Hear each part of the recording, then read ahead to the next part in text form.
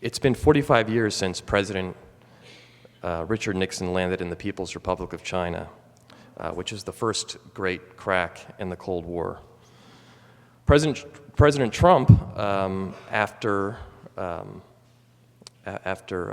debating whether the one China policy should be in effect, and after some skepticism,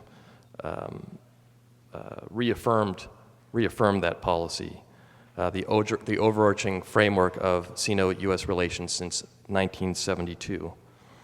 So considering these contemporary circumstances, can Americans expect the basic elements of the Shanghai Communique and President Nixon's larger Chinese legacy to live on in the age of Trump? To moderate this program is Clay Dubey, director of the USC US-China Institute. The USC US-China Institute focuses on the multidimensional and evolving US-China relationship and aims to inform public discussion on the importance and evolving nature of the relationship. A historian, Dubey has earned teaching awards at 3 universities and has produced documentaries including Assignment China about journalists in China since the 1940s. Ladies and gentlemen, to moderate the panel, Clay Dubey.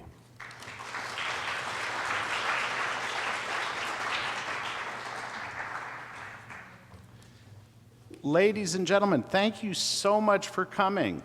You have chosen well. You're about to hear 3 terrific experts discuss one of the most important ideas around this question of a one China principle, one China policy. And we are here at the Nixon Library and Birthplace, where, of course, a lot of this is centered. The role of Richard Nixon is absolutely central. And it's hard to imagine our world as it is today without Richard Nixon's important mission to China.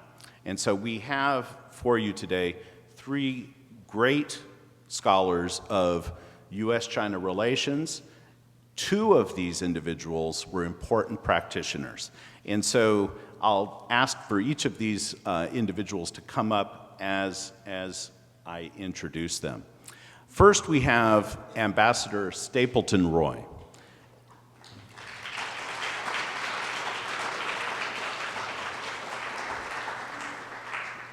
Stapleton Roy is a public servant of the highest order.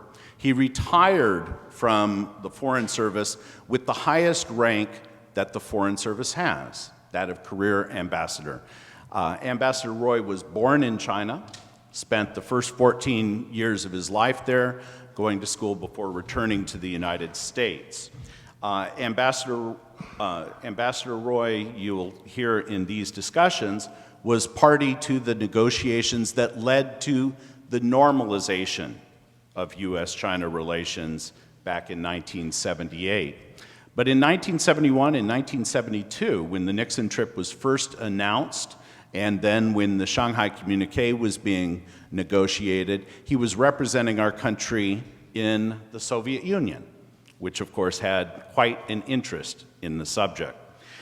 Stapleton Roy, after leaving the Foreign Service, has worked in business consulting for Kissinger Associates, and he was the founding director of the Kissinger Institute on China and the United States. He continues to be a fellow there, and we are extremely fortunate to have him with us. Please.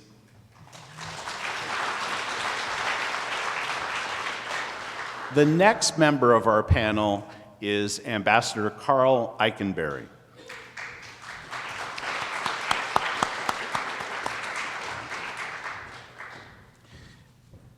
Ambassador Eikenberry is somebody who has been focused on China for a long time, but has served our country in many other places, wearing many other hats as well. He's a career Army officer who first went to Taiwan as a West Point cadet in 1971. Okay, so he is very early on the scene. He rose to the rank of lieutenant general and held many command positions, including several tours in Afghanistan. He was also the deputy chair of the military operations portion of NATO. So he has served in Europe, he has served in Asia. He then became ambassador to Afghanistan. So we're extremely fortunate to have Ambassador Eikenberry with us.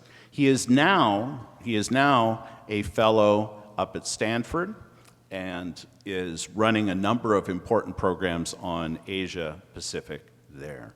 Ambassador Carl Eikenberry.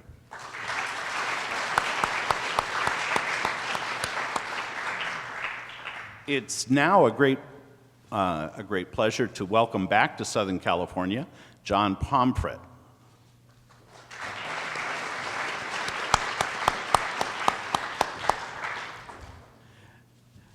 John served as the Los Angeles bureau chief for the Washington Post here in the Los Angeles region for a number of years.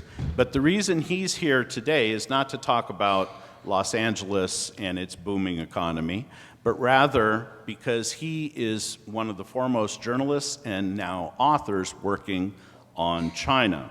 In a certain sense, we have a generational story to tell as well. John Pomfret was a student at Stanford, and then he went to Nanjing University, where he studied for a couple of years. He was able to do that because of the opening that President Nixon engineered, because of the establishment of diplomatic relations in 1978.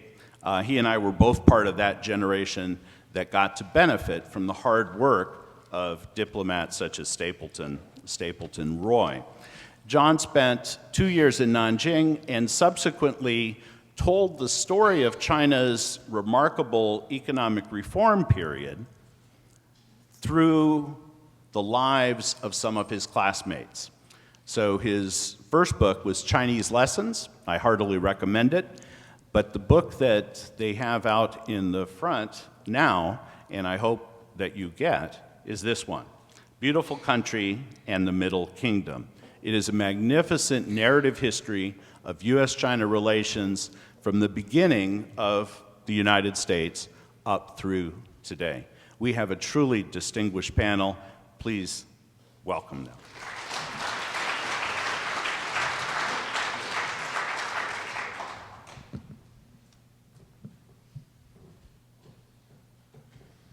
And friends, so the plan for today is for me to ask a few questions of our group and then to open the floor to your questions.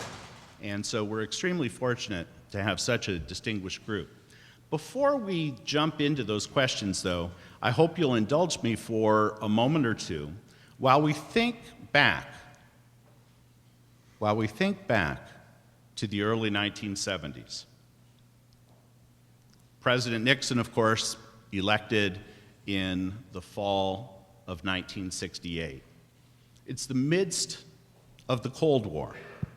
Of course, there had been two hot wars during this time, both on China's periphery. In Korea, where the United States and China faced off, and in Vietnam, a war that was still raging at the time that President Nixon and National Security Advisor Kissinger go to China. The Cold War is one of our settings. Richard Nixon, however, was not a prisoner of the Cold War, and in fact, sought to break out of it. For a long time, he had wanted to forge some sort of new relationship with China. He wrote about this in October 1967 as part of his campaign. He wrote, "We simply cannot afford to leave China forever outside the family of nations, there to nurture its fantasies, cherish its hates, and threaten its neighbors. There is no place on this small planet for 1 billion of its potentially most able people to live in angry isolation." He was determined determined to forge a new relationship. And so we get that opening. And we'll talk about this key role of Richard Nixon, but also the key role played by the Chinese leaders at that same time in just a moment. One of the things that we wanted to do is to talk about what the Shanghai Communique, which raises this question of one China, what it actually says, and what its legal standing is. The first point is, a communique is not a treaty. It's not a law. It has no legal force. The Senate has never confirmed it. The Chinese government has never submitted it to its legislature. It's a declaration of intent. But this communique, the Shanghai Communique of February 1972, has now 45 years of historical impact. Without that communique, without the opening that Richard Nixon and his associates engineered, we would not have this enormous relationship that allows for so much trade. If today is an average day, 8,600 Chinese will visit America. We have 380,000 students from China in America. So many businesses, so much happening on this front, and cooperation in numerous ways. Now, that, of course, doesn't mean that all the problems that were present in 1972 have been solved. What we're going to do today is to talk about what the communique meant and what this one China, this idea of one China means today.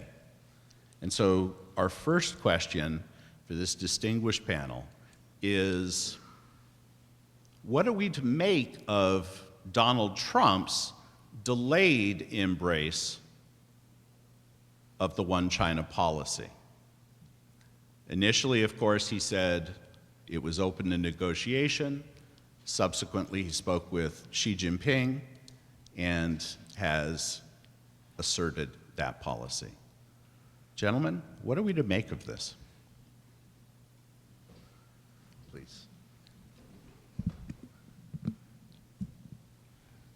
The one China policy, which most Americans don't understand, is simply a reflection of the fact that the Chinese Civil War never formally ended. And you still have two governments, the People's Republic of China and the Republic of China, who claim to be the sole legal government of China. It's an either-or proposition. You can't have full diplomatic relations with one and have an official relationship with the other.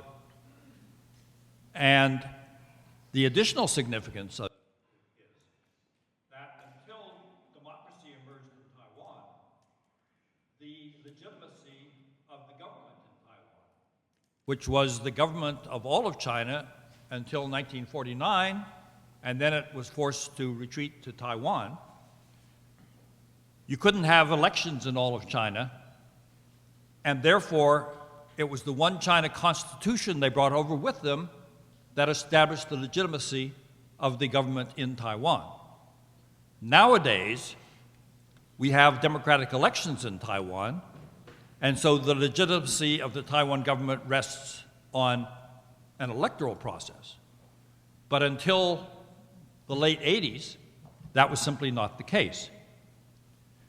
So what held up the ability of the United States to establish diplomatic relations with mainland China, which was universally recognized as the real most important part of China? And we were still in a posture of officially recognizing the government on Taiwan as the government of all of China, which it didn't control. So the problem that President Nixon faced was, how do you get out of that problem? And he had the unbelievable courage and wisdom to figure out that he had to put his personal prestige on the line in order to overcome the horrendous suspicions between China, Beijing, and Washington in order to break through the fact that the original alliance between China and the Soviet Union, which confronted us with a overwhelmingly hostile force arrayed against us in the world, had been replaced by a hostile Soviet Union and a hostile China who had hostile relations with each other. And President Nixon was able to figure out how to take advantage of that situation in order to break through and ultimately put us on the path to having diplomatic relations with Beijing. Now, how does this relate to what President Trump has done in playing around with the One China policy? The key issue that had to be dealt with in order to get diplomatic relations with Beijing was essentially a policy of accepting the fact that the sole legal government of China was the government in Beijing. But the United States was not prepared to abandon Taiwan. And we were never able in the negotiations to resolve the question of continuing U.S. arms sales to Taiwan, because those arms sales represented the fact that the United States never was prepared to abandon Taiwan and simply let it be absorbed peacefully or militarily into the mainland. There had to be a process, and the Shanghai Communique incorporated that process. But when President Trump all of a sudden said, well, the One China policy is simply, what do we get from China if we agree to have the One China policy? He was committing what I would call the opposite of the art of the deal. He was putting on the table an issue that he had to concede on before he could discuss anything else with China. That's not a good negotiating approach. You don't want to begin by making a demand you have to back off on in order to have the significant discussions you have to make. And to President Trump's credit, he was smart enough to realize that. And following his telephone call with President Xi Jinping of China, he essentially has said, we will abide by our One China policy.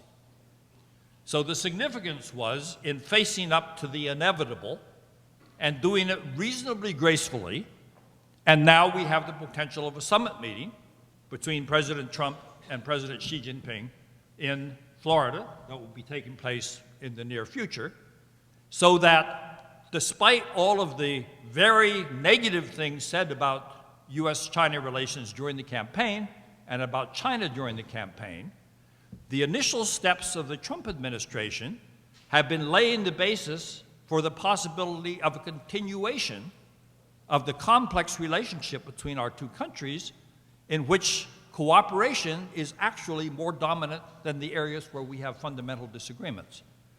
So therefore, it's a very important fact that the president is no longer claiming that the One China policy can be a bargaining chip in our relationship with Beijing. And so, just to interject, 10 years ago when the US-China Institute was founded at USC, we invited as our inaugural conference speaker Ambassador Roy, and now you know why. Because the depth of his experience and the clarity of his presentation.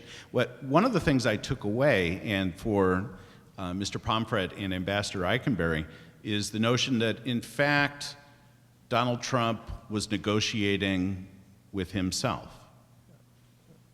Well, first, if I could, it's really a privilege to be here at the Nixon Library. My first visit, I wish I had come here many years ago, and seated between one of the greatest diplomats of our generation, one of the greatest journalists and writers of our generation. It is indeed an honor.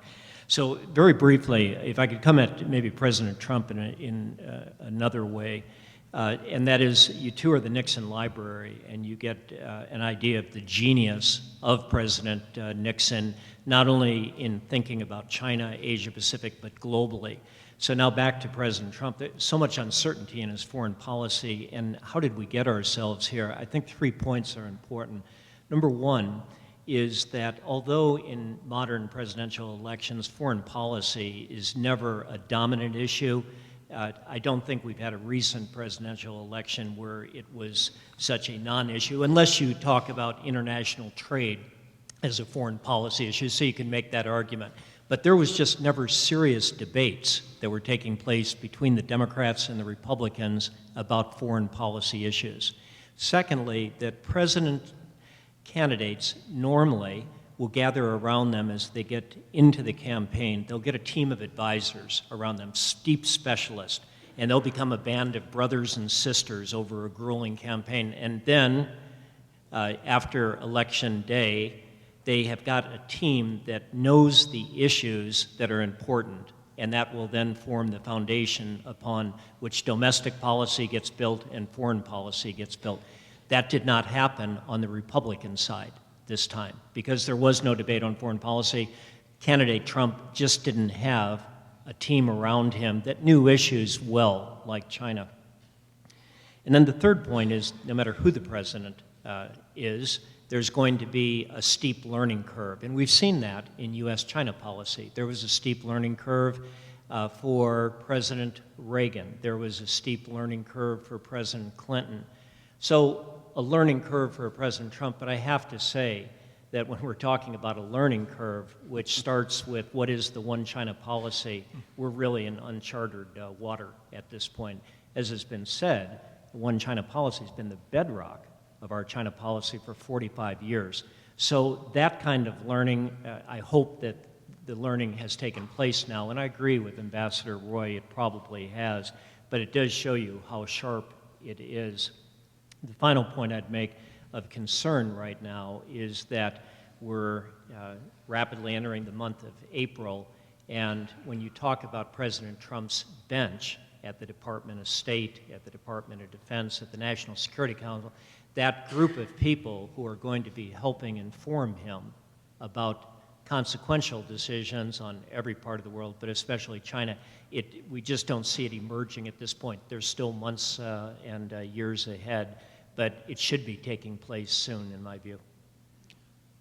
Please. I can just add a little bit to that. First, like Ambassador Eikenberry, this is my first visit to the Nixon Library, and it's really a remarkable place. The new exhibit is just extraordinary.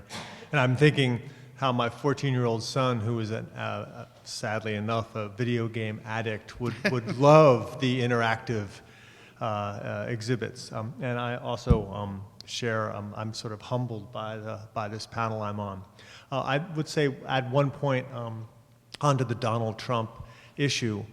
It's good that we know that his policy now, at least we know what it's not, which is he does not reject the one China policy.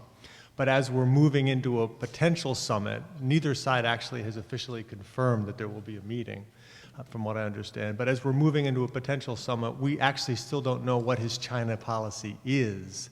And I think that huge question mark is extraordinarily troubling as you enter a potential summit with China's leader. You have to know what you want from China in order to engage successfully with the Chinese. So that's something that definitely concerns me. Thank you. Thanks. Well, we began by looking at President Trump and one China, but maybe it would be useful for us to back up and to go back to the early 1970s and to focus on the people who brought this communique to the fore, the people who made this dance move forward. President Nixon, advisor Henry Kissinger, chairman of the Chinese Communist Party, Mao Zedong, and of course, Premier Zhou Enlai. And I was wondering if you could talk a little bit, the three of you, you've already heard a little bit from Ambassador Roy about the courage that Richard Nixon showed, the vision that he had. But if the three of you could reflect a little bit on the risks that each of these people took and why they did it.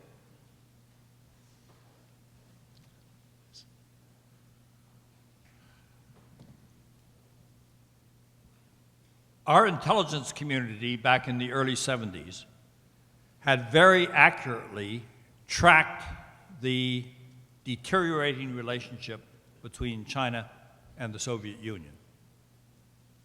But it was beyond the imagination of anyone in any government in the world that the President of the United States would be prepared to visit a hostile country while we had diplomatic relations with the contending government that was existent in Taiwan, and take that type of an action in order to break through in our relationship. Frankly, it took a leader of President Nixon's stature, and it took a Chairman Mao in China who couldn't be challenged by other leaders, and there was enormous skepticism in China about the wisdom of moving to a quasi-relationship with the leader of the capitalist imperialism in the world. And that's why the Shanghai Communique is different from a normal communique. Now, you talked a little bit about communiques. Think of a communique. Nowadays, it's the tweet you issue at the end of a meeting. The press release. The press release. And it kind of summarizes, usually emphasizing the points of agreement between the two sides. But in the case of the Shanghai Communique, the disagreements between the two sides on everything except the desirability of having a relationship that would enable us to cooperate against the Soviet threat were so great that the bulk of the Shanghai Communique consists of individual statements by each side of the points where we differ from the other side. This was unprecedented in diplomatic practice, but it was a necessary step. Why was it important? Because President Nixon's visit to China was the turning point in the Cold War. Some of you may be old enough to remember that while we were the premier military power in the world in the 50s and 60s, we were psychologically insecure because of the enormous expansion of the area of the world controlled by communist powers. Right up until 1965, for example, Indonesia, the largest country in Southeast Asia, was in danger of going communist. And if you added that to the fact that there were guerrilla wars going on in Southeast Asia, we would have faced a very negative world situation. But once we got that breakthrough with China, we were on the right side of history and became psychologically secure. I was in Moscow at the time, and I can tell you from firsthand experience, the Soviets were totally devastated by the totally unexpected discovery that we had a president who was prepared to go to China in order to break through the hostile relationship that we had had up to that point. So that communique is the symbol of that action, which turned the tide of the Cold War. But it had two other significances. One was it created the basis for us to maintain that unofficial relationship with China reflected in our liaison offices, which from 1972 until 1979 were the way that we communicated with each other. And it pointed the way toward the compromises that we had to make in the final negotiations in order to overcome the barrier that Taiwan represented in our ability to have the diplomatic relationship. So these are reasons why this is the right place to be talking about the significance of the Shanghai Communique, because, frankly, 45 years later, I still have difficulty thinking what would have happened if we hadn't had a president with President Nixon's courage to take that action. Would any subsequent president have been prepared to take those actions? Offering half a loaf wouldn't do the trick.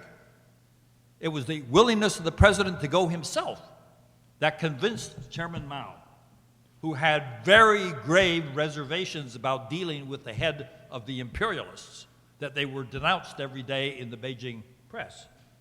So this was really an act of enormous statesmanship. Well, what made the joint communique is that it was issued jointly, right? It wasn't a document of complete agreement, simply a document that they were going to find ways to push forward.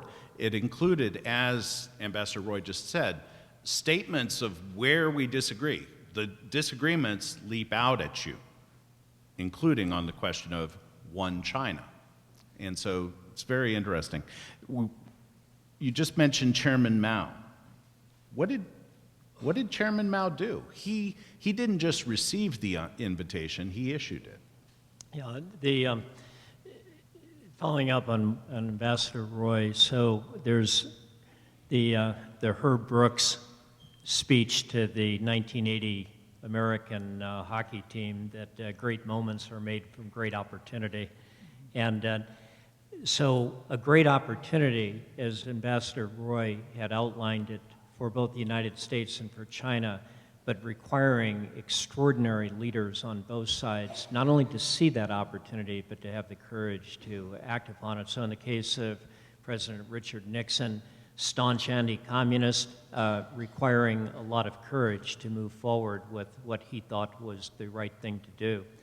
On the Chinese side, what I find extraordinary is with a Chairman Mao Zedong, whose son is killed in the Korean War fighting the Americans, with obvious suspicion of the Americans, a degree of hostility towards the Americans, and yet at his advanced age and at Zhou Enlai's advanced age, that they're able to make such a strategic shift, see the opportunity, and then have the courage to move upon it. And in terms of the legacy of the Shanghai Communique, that these leaders had the wisdom and the courage to see through. If you think in the course of diplomatic history in the world, well, we're celebrating now the 45th anniversary. In the course of modern diplomacy, or from 18th century diplomacy on, a diplomatic instrument that lasts 45 years between great powers is extraordinary. You know, the norm is maybe the concert of Europe, which lasts for 30 years, and we're at 45 years and going strong. In some ways, I think Mao doesn't get as much credit for the opening in the United States as Nixon does. But in a way, at the same time that Nixon was considering the relationship with China, you talk about his 1967 foreign affairs piece, Mao was also, he actually had a think tank of four Chinese, Chinese marshals, which he tasked in the late 60s with rethinking China's foreign policy. The reality, of course, that China was facing a very hostile Soviet Union to its northern border. The Soviets were massing troops on the border. The Soviets, I mean, the Chinese had exploded their first nuclear weapon in 1964, but comparatively speaking, the Soviets had a huge army compared to the Chinese army. And so Mao tasked four of his marshals, including Marshal Chen Yi, the former mayor of Shanghai, with rethinking the foreign policy. And these four marshals basically wrote to the chairman and said, can we think anything? And the chairman said yes, because this was, of course, at the height of the Cultural Revolution, where thinking anything could throw you into the gulag. And so chairman said, yes, I will protect you. And so the marshals began to write the chairman reports saying, well, perhaps we might want to look at this potential relationship with the great Satan, if you will, with the United States, as a way out of our encirclement by the hostile Soviet Union. At the same time, China's economy was facing great difficulty. And of course, in 1959-61, the Chinese had already suffered an enormous famine and the Great Leap Forward.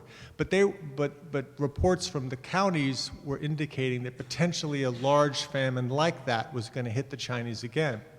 The Chinese agricultural situation was difficult because they had thrown so much labor at trying to increase their crops, they couldn't throw any more labor at it. They had to put capital inputs, for example, fertilizer, into the system in order to increase their agricultural development. And so, faced with this type of difficulty, both geopolitically and economically, Mao then took these steps.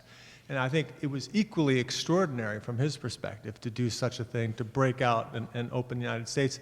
So much so that actually, if you look at one of the first things the Chinese did after Nixon's visit, was to spend $360 some odd million to buy 13 of the biggest fertilizer plants the world has ever seen, made by a Texas firm called Kellogg.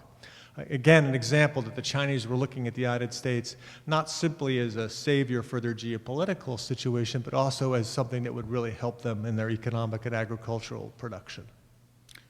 The shortest paragraph in the Shanghai Communique concerns bilateral trade. It simply says it would be a good thing, right? And yet, of course, trade now is at the center of all of our discussions and at the center of this relationship. Maybe we could take a moment now to talk about the communique itself. What did it seek to do? What did it do? Both primarily right now in the short term, because again, we've mentioned the war, we've mentioned the rivalry with the Soviet Union. Mr. Pomfret just mentioned the massing of troops on the border. There had already been armed skirmishes across that border, and China had relocated much of its industry away from the coast and away from the Soviet border. So this was a very real concern on their part, and of course, we also talked about this political struggle that was raging in China. So maybe we could focus on what immediate problems did the communique address, and what important signals were sent, not just with the communique, but with what the two governments did after. And perhaps we could begin with Ambassador Eikenberry this time. Well, as you know, I guess the copies of the communique were passed out to everyone. The communique talks broadly about US-China relations, and it also talks about a set of relations in the Asia-Pacific region, and specifically with the Soviet Union. So the first half is the latter. And it's interesting to reflect now on how those relations that are specifically mentioned in the Shanghai Communique, how have they played out? How did they play out?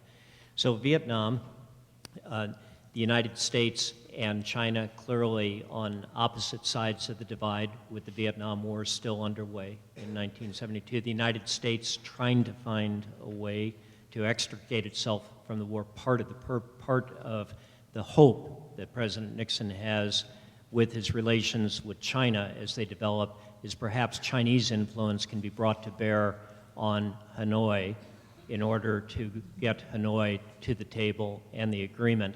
So in 1973, then less than a year after the Shanghai Communique, we'll have the Paris Peace Accord.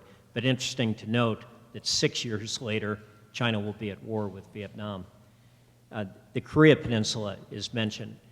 By 1972, Beijing had already experienced difficulties in its relationship with Pyongyang. But if you look at the communique, how China states its interest in the Korean Peninsula stability broadly, the U.S. shares that, but with different priorities. As that's played out today, well, more estrangement between Beijing and Pyongyang, but you still see echoes of where we are today in the Korean Peninsula in the communique. The third, on India-Pakistan, interesting there with tense relations, not tense, but strained relations between New Delhi and Washington, closer relations between Islamabad and Beijing. You see that not so much reflected in the communique, but what you do see is China's alignment with Pakistan, and you still see echoes of that today. Japan, I think clearly what we see in the communique still reflected geopolitically today, concerns of China with Japan, never imagining in 1972 that the Japan-China relations would blossom and develop as they were to economically. And then the final point with regard to the Soviet Union. So both the United States and China in the communique expressing opposition to any country gaining hegemony in the Asia-Pacific region. That was specifically the Soviet Union, but now moving it forward, the Soviet Union no longer here, but that triangular relationship that starts to develop with the Shanghai Communique. It's fascinating to watch how that has played out now to the year 2017, where the United States, I think, would argue, or President Nixon would argue in 1972, China-U.S. relations and Russia-Soviet-U.S. relations better than China-Soviet relations, and today we're living in a very different world. Mr. Pomfret, do you have anything to add to that? Or? In terms, I just want to try to look at it a little bit from the Chinese perspective. During the Kennedy administration, when reports reached the White House of the Chinese atomic bomb program, Kennedy floated the idea to be passed through the Russians that perhaps the United States and Russia might want to get involved in working together to ensure that China never got the bomb. And Kennedy tasked his ambassador to Russia to speak with the Russians over this idea that perhaps what would the Russians do if the Americans attacked China's nuclear research institutes? And the Russians were very much against that idea. And the Americans actually finally got the Russians to agree to a comprehensive test ban treaty, in part because they wanted to do something in order to put pressure on the Chinese to stop their nuclear program. It didn't work. But flash forward several years, once the Americans and the Chinese had begun speaking with each other, and we see the Russians coming to the United States and floating the idea, what would happen if Russia attacked China? And at which point the Americans were like, that's a bad idea as well. And so you see, as this process of increasingly close ties between the United States and China developed, the United States moving clearly, leaning to one side, to use Mao's expression, and with China being the beneficiary of this significant American tilt. Ambassador Roy, you were in Moscow, and you've already said that this caught the attention of the Soviets. And you suggested that this communique is the break in the Cold War, or an important break. It was the turning point. Yeah, would we I get don't pull any punches on that. Would we get the strategic arms talks and these kinds of things without this? The answer is no. I was a second secretary in our embassy in Moscow when National Security Advisor Kissinger showed up in Beijing in July 1971. I was covering Russian-Soviet activities in Asia. And the Russians wouldn't let me meet any of their Asian specialists. When Dr. Kissinger showed up in Beijing, all of a sudden, their Asian specialists all wanted to meet with me. So I had a transformation in my job in Soviet Union. From being frozen out of contacts with their Soviet people, all of a sudden, they had become so nervous about what the United States was up to that they wanted to meet with me. But I want to just add something on a point that Ambassador Eikenberry referred to, which was within the hopes that Nixon and Kissinger had that we would get some help on the Vietnam War from the breakthrough to China. And in fact, we never really got what we had been hoping for. Just to review the history for you, we announced in mid-December 1978 that we were going to establish diplomatic relations between the PRC and the United States on January 1st, 1979. We established diplomatic relations on January 1st, but we didn't open our embassy until March 1st to give us 2 months to close our embassy in Taiwan. They wouldn't let us open an embassy and have an embassy in both sides of the Taiwan Strait at the same time. But at the end of February, China attacked Vietnam in order to punish them for having intervened in Cambodia and ousted a terrible, terrible, terrible pro-Chinese government and substituted a terrible, terrible, terrible pro-Vietnamese government, and that Vietnam had turned to the Soviet Union for a defense pact in 1968. So this is this war that occurred between China and Vietnam.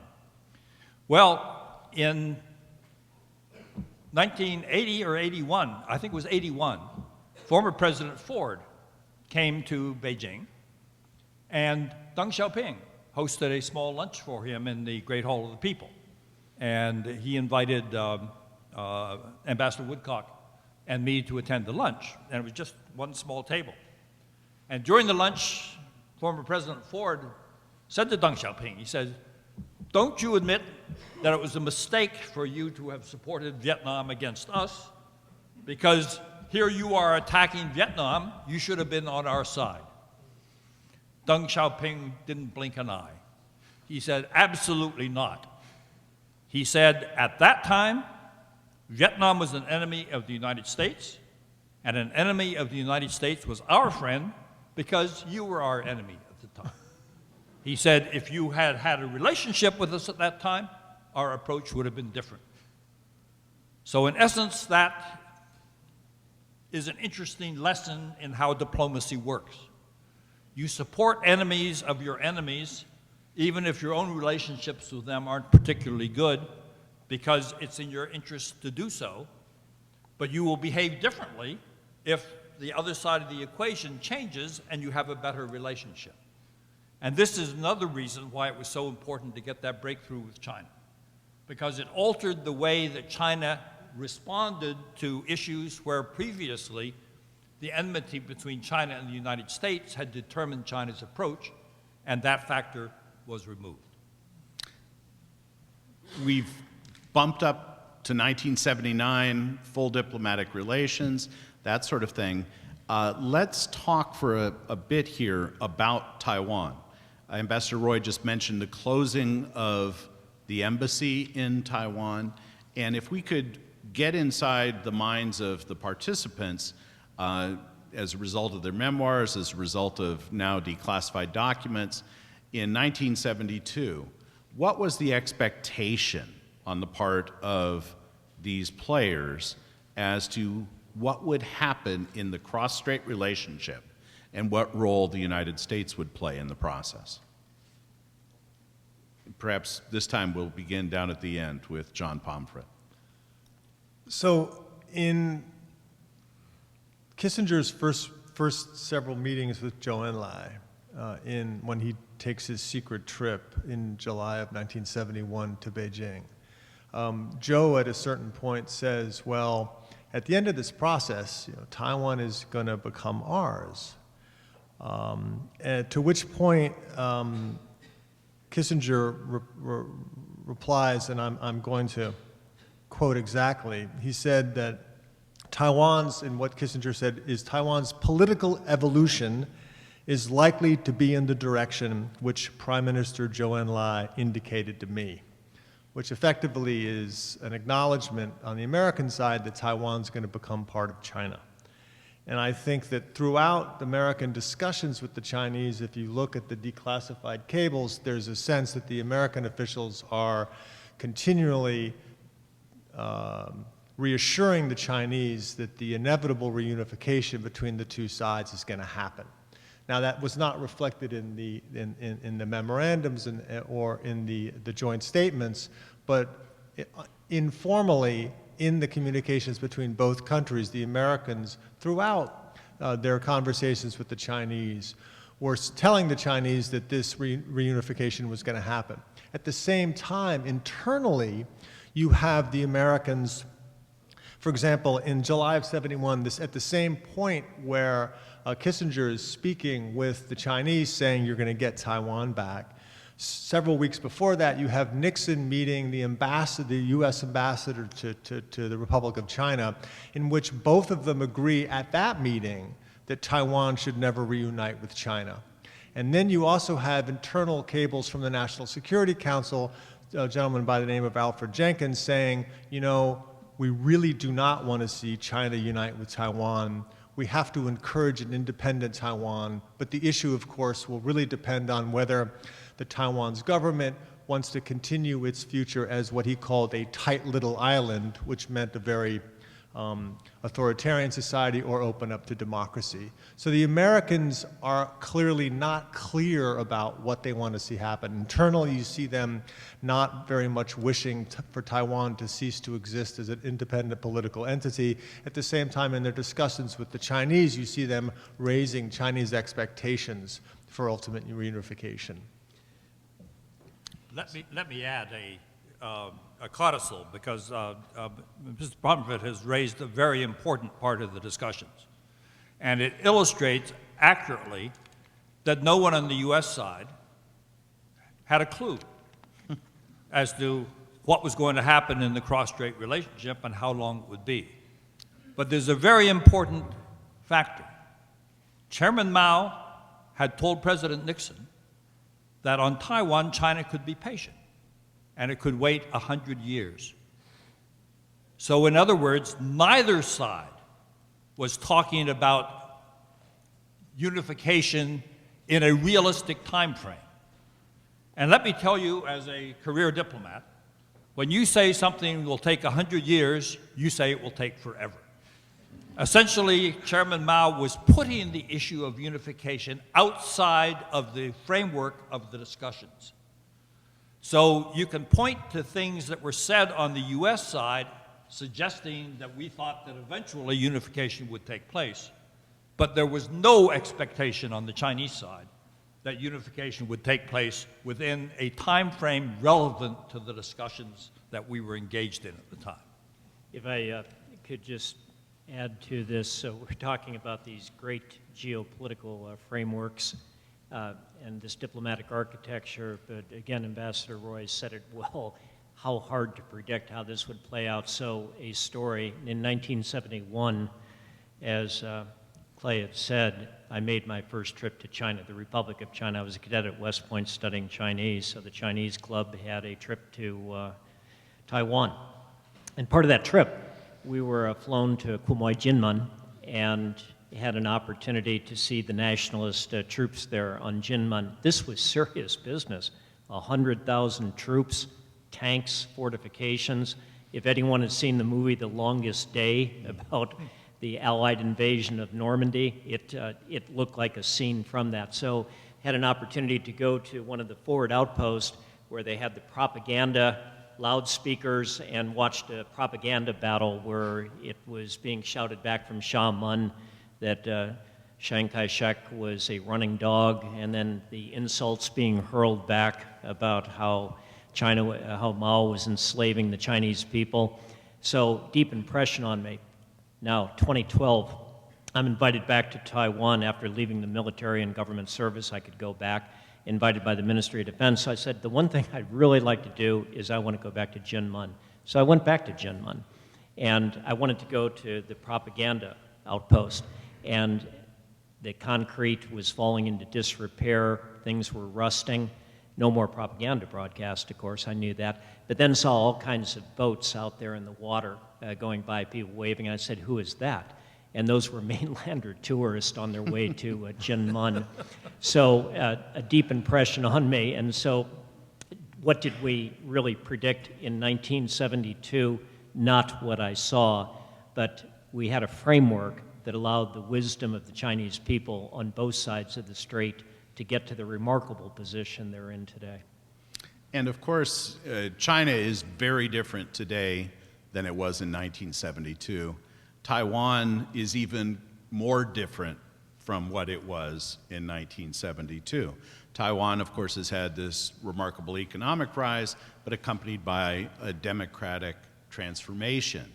And our relationship, though, is still tied to our One China policy and to the Taiwan Relations Act, which was enacted by Congress and as the force of law, requiring the United States to treat people from Taiwan as though they are citizens of a country that we have relations with, even though we don't recognize that country.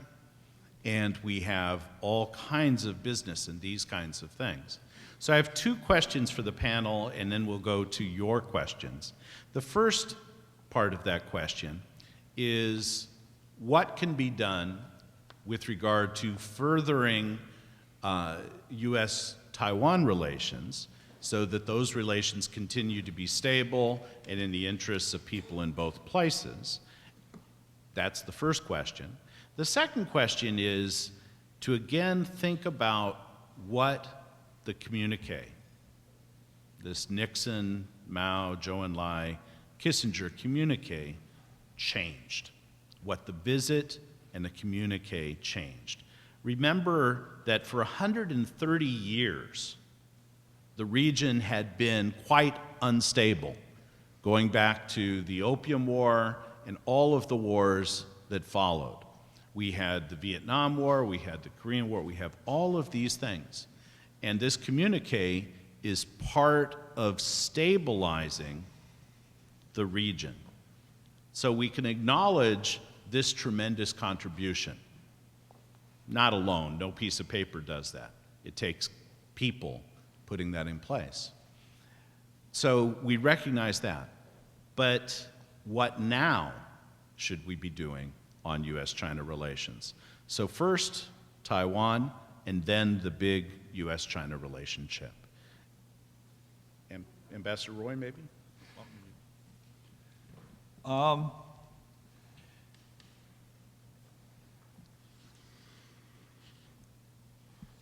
Let's look quickly at the history. When we established diplomatic relations with the People's Republic of China, the cross-strait relationship was completely hostile. The only common interest, you could say, was the shared belief of the government on both of the governments on each side of the Taiwan Strait that there was only one China and that Taiwan was part of China. But beginning in 1987, the president of Taiwan, Jiang Jingguo, opened cross-strait relations slowly, but then ties across the strait began to grow. And now the mainland is Taiwan's #1 trading partner. You have hundreds of billions of dollars of investment by Taiwan in the mainland. You have perhaps 1 million Taiwanese who live on the mainland. You have mainland students who are studying in Taiwan universities. In other words, from a situation where there were zero common interests except for that one China factor, you now have a Taiwan economy so dependent on the relationship with the mainland that the independence-minded forces in Taiwan are frustrated because they don't have the domestic support in Taiwan to push independence because it would threaten Taiwan's economic interests too severely. So this is the framework within which you have to think about this question. The first thing to remember is Taiwan is unique in the world. It's not a Tibet, it's not a Kashmir, it's not a Crimea, it's not any of the disputed areas in which one country is controlling the internal affairs of the other entity that wants more independence or autonomy. Taiwan has it. They carry out free elections. They elect presidents that are anathema to Beijing. In other words, in every respect except being accepted as a full state by the international community, Taiwan runs its own affairs. It's not Hong Kong. We've just seen how you select leaders in Hong Kong. Beijing essentially controls the strings. That's not the case in Taiwan. So when you think about what you want to do for Taiwan, you have to think, well, how much needs to be done for Taiwan? They're running their own affairs. How much risk should other countries, or particularly the United States, take in trying to improve relationship with Taiwan where there are lines that cannot be crossed without paying a price. We misjudged those lines in 1995 when we permitted the president of Taiwan to make an unofficial visit to the United States in order to visit his old alma mater of Cornell. And the Clinton administration thought that was a safe thing to do. But we ended up with missiles being fired into the Taiwan Strait, and it precipitated a fundamental change in China's position on Taiwan. From 1979 until 1995, the mainland never threatened to use force against Taiwan. It always reserved the right to use force against Taiwan if it tried to separate from China, because it considered Taiwan part of China. But it didn't threaten to use force until 1995, and the reason they began to threaten to use force against Taiwan was because they lost confidence in the Clinton administration's willingness to operate within a one-China framework. Here we were permitting the president of the rival government of China to visit the United States. And from China's standpoint, that was a political action, and it was unacceptable, and it was misjudged by the US government, and it had very negative consequences. So when you think about wanting to do more for Taiwan, you have to think about the problem of moral hazard. What is moral hazard? Moral hazard is when you promote an activity by somebody else in which if the activity goes wrong, the other person pays the price and you sit with no consequences for yourself. That was the problem that President Trump, in playing fast and loose with the one China policy, was putting Taiwan in. Because it was Taiwan who would pay the price of the retaliation by the mainland if President Trump had gone too far and Beijing had not been as patient as it was in trying to straighten that issue out. So this is the problem that the do-gooders on the US side, who want to do more for the Taiwan government by promoting more officiality in the relationship, ultimately, if they misjudge, it's Taiwan that pays the price, not the United States. So my answer is, we have a very effective relationship with Taiwan, as Taiwan has with most of the, it's a member of APEC, for example. It attends the APEC summits, but not at the summit level. It has free trade relationships with countries in Asia because its cross-strait relationship has been so open that countries like Singapore and Australia are prepared to have free trade relationships with Taiwan.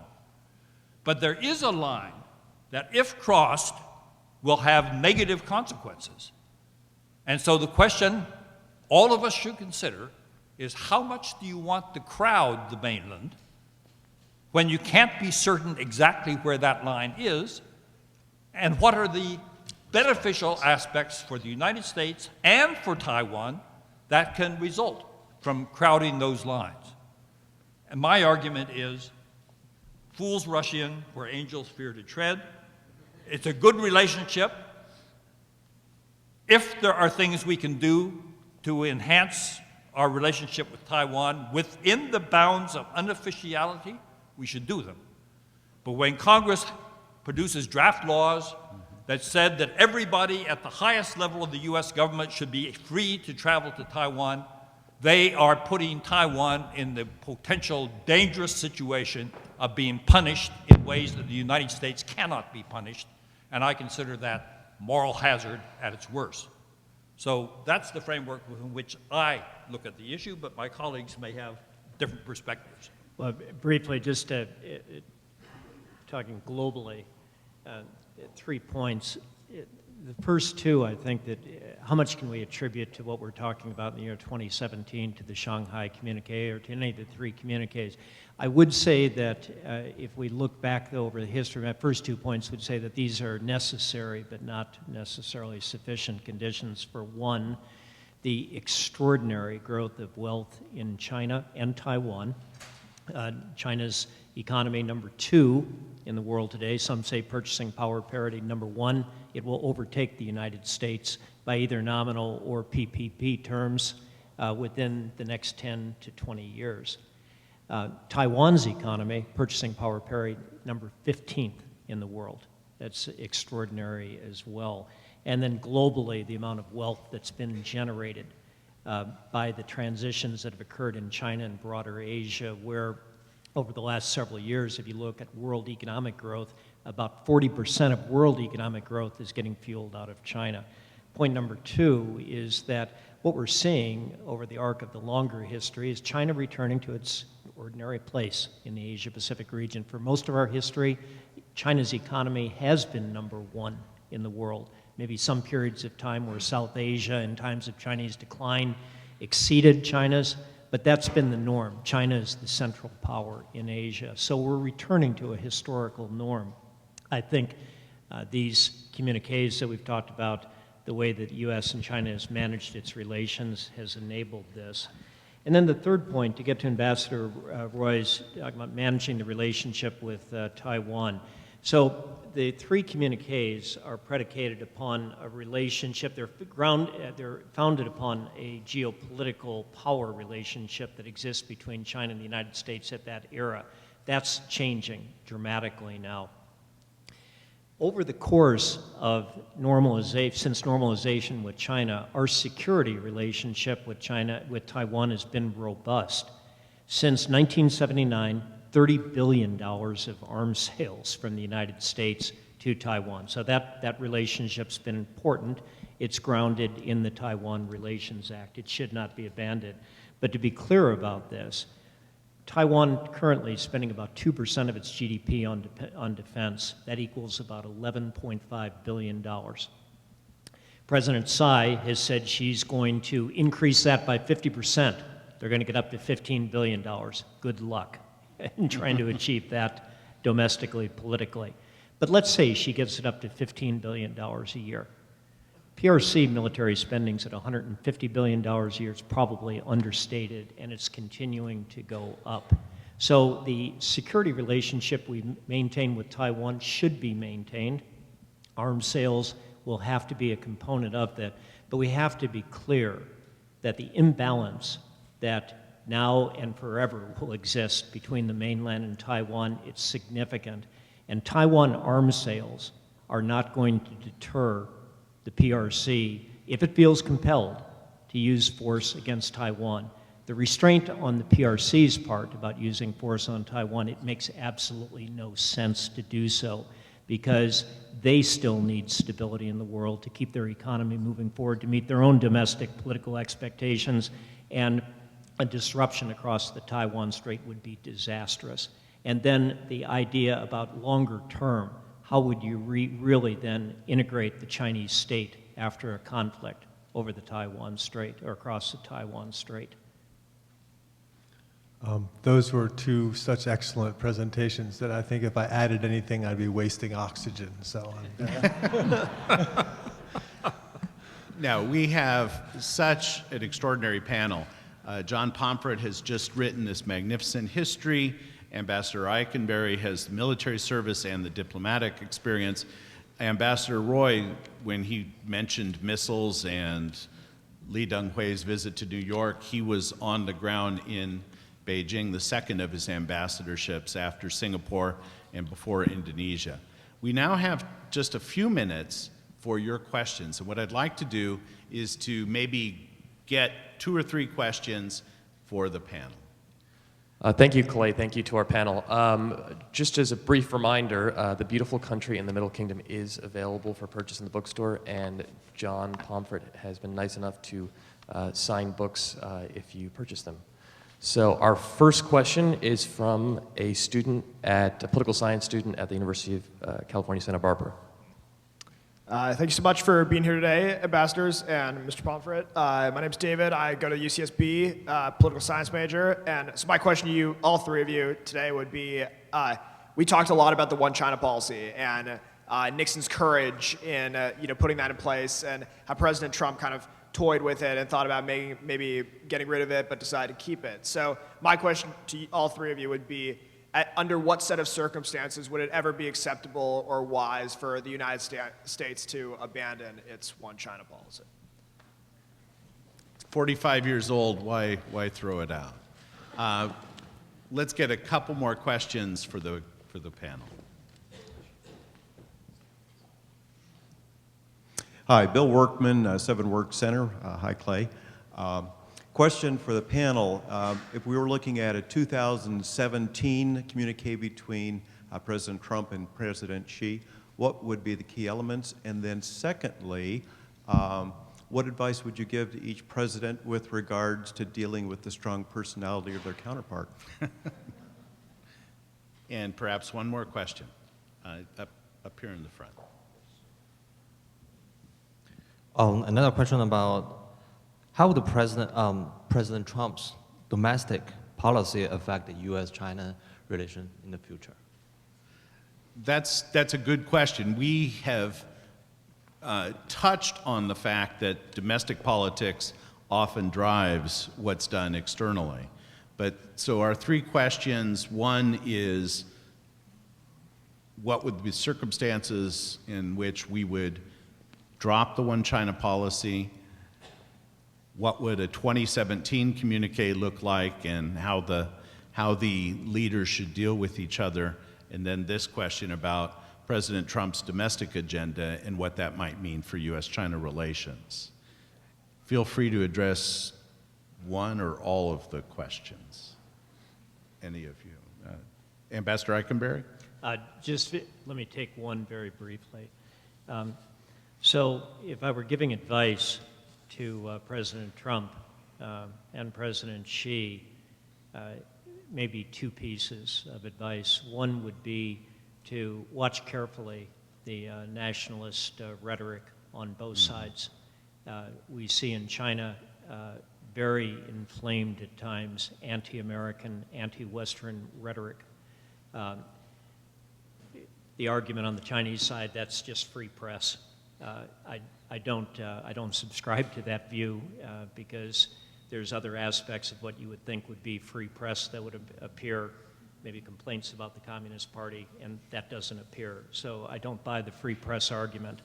Having said that, the strong nationalist rhetoric and the strong nationalist feelings are out there on the street. I think it's exacerbated by schooling and textbooks. But the fact is that there's a sense in the Chinese people that America has become the nation of complainers, and we're trying to deny China its place in the sun right now. I think on the same hand, I would give President Trump that kind of advice about be careful of demonizing China. It's true, if we had had a President Clinton, we'd still be looking at trade issues right now. But to have the rhetoric that all of our problems in the United States, our lack of competitiveness, is due to unfair trade with China's nonsense. We've got to hold the mirror to our face and look at our own problems and deal with these. So that'd be number one, cool the rhetoric. And number two is the simple advice, get to know each other and sit down behind closed doors without endless number of staff around and take stock of the other side. Try to gain confidence, learn what their interests are, what their hopes are, and what their fears are. Now, more difficult as we approach maybe what could be the first summit, in that, frankly, I don't think, because as I mentioned before, President Trump does not yet have a team. I'm now confident he deeply understands the issues. So I would worry about a session between President Xi and President Trump right now where they're trying to make deals. I think there's an asymmetry right now of knowledge that would work against the United States side. Yeah, I completely agree with Carl that I'm definitely for the two sides getting to know each other at the highest levels. But I think only when the United States has figured out its China policy can we actually have a constructive meeting with the Chinese. And I think we can have this type of get-to-know-you meeting with, for example, Prime Minister Abe from Japan, because we are allies, but we're not yet allies. We're no longer, in a way, allies with the Chinese. We're not enemies either, but we're in this bizarre gray zone. And if you go to a meeting potentially unprepared, it could actually do more harm than good to the relationship. And that's what I worry about in this upcoming alleged summit. Hopefully they'll watch video of this session as part of the preparation. Ambassador Roy. The U.S. position on the Taiwan question has always been that we supported peaceful resolution. which means, in a sense, that the resolution has to be acceptable to both sides of the Taiwan Strait. We do not say we oppose independence. We do not say we oppose unification. Why? Because that would be imposing an American view on what the outcome should be. So what we say is we don't support independence and we don't support unification, because it's up to the Chinese to decide which it should be. To answer the question of when the one China policy is no longer relevant, the answer is when the two sides of the Taiwan Strait have decided that the one China policy is no longer relevant, then the United States doesn't need to have a one China policy. But if we try to do it before that, we're imposing a US view on the outcome of the relationship across the strait, and that's an outcome that should be determined by the Chinese themselves. Point number two, if we were to have a fourth communique, what should the content be? Well, there's debate about a fourth communique right now, and there's no consensus on either side, A, that one is necessary, and B, what it should deal with. But I'm not constrained by such constraints. If we were to have a fourth communique, the answer is it should deal with the issue of the Thucydides trap. Now, what's the Thucydides trap? History shows that when a rising country, expanding power, deals with the established superpower, most of the time that produces conflict. Look at Japan's rise, look at Germany's rise, look at the rise of France, the Napoleonic Wars that took place, et cetera, et cetera. And both sides have been struggling with the question of establishing a new type of great power relationship, which is the terminology that President Xi Jinping has used. And what that new type of great power relationship is supposed to be is one in which we don't fall into the Thucydides trap. China's the rising power, we're the established power. Can we manage that relationship so that we don't get into conflict with each other? And the Chinese position, which I think is sensible, is the strategy of both sides should be identical, which is that we don't want to get into conflict with each other because the consequences for both countries would be unacceptable. Are we afraid to say that? Well, actually, the Obama administration endorsed the concept of a new type of great power relationship. Japan hated it. Japan thought that this meant the United States and Chinese would establish a condominium to rule the world and East Asia, and they didn't like it. And so they persuaded the administration to back away from referring to a new type of great power relationship, which had been endorsed both by Obama and by Secretary Clinton. The problem was that in backing away from that language, the Americans didn't substitute anything for it. Well, Secretary of State Tillerson just visited Beijing. And while he was there, he talked about we need a relationship with China, no conflict, no confrontation, mutual respect, and win-win cooperation. Doesn't sound bad, does it? Except that's Chinese language. That's what President Xi has said the new type of great power relationship should be. And so Secretary Tillerson was criticized soundly in many publications for using Chinese language, even though the Chinese language is something that we ought to agree is desirable in the US-China relationship. The problem with those who are critical of using that type of language is they don't substitute anything for it. They're essentially saying they don't want to talk about having a relationship with China that doesn't result in ultimate conflict between the two sides. So in my view, the desirability of a joint communique would be to deal with that problem.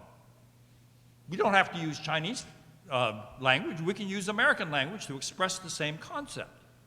But the concept needs to be expressed. Because if the United States and China are not willing, each for their own reasons, to agree that we have a strategy that is designed to keep us out of conflict with the other, then we are going to be heading in a disastrous direction. Because China is really becoming an incipient major superpower. And we don't want to get into a conflict with a superpower. So if you were to have a new joint communique. If it doesn't deal with that problem, it's avoiding the central problem of our relationship with China, which is whether or not war is inevitable. And nothing in President Nixon demonstrates how you can actually control the direction of history instead of being a victim of the direction of history. And I would hope that President Trump and his successors will be up to that task. Domestic policy, how do they affect it? Every leader is viewed by the international community in terms of how successful that leader is in managing domestic affairs. And whether people, let's look at the CEO of a big company. If the company's doing well, then that CEO has a lot of stature in the business community. If the company's heading for bankruptcy, you don't have a lot of respect in the business community. Well, national leaders are no different. If President Trump has a record of failing on everything he touches, that will lower his prestige in the international community and make it more difficult for the United States to exercise soft power in the world. But if he is successful in managing domestic affairs, then his prestige will increase, and anybody who knows anything about prestige knows it's helpful to have that on your side in dealing with others, and that has normally been the case for the United States, and at the moment, it's unclear whether our domestic circumstances are going to enhance our ability to exercise leadership in the world. So I think this is a very important question, and the answer is very important in terms of the stature the United States as a world leader as a world leader in the period ahead. Well, two of our panelists have just said that the United States needs to get its own house in order. All three panelists have suggested that the Trump administration needs to bring together a China team and to figure out what it wants. And we've heard suggestions for what a new communique might look like. I've learned a lot. Have you? Ladies and gentlemen, please thank our distinguished panel. Thank you, Clay.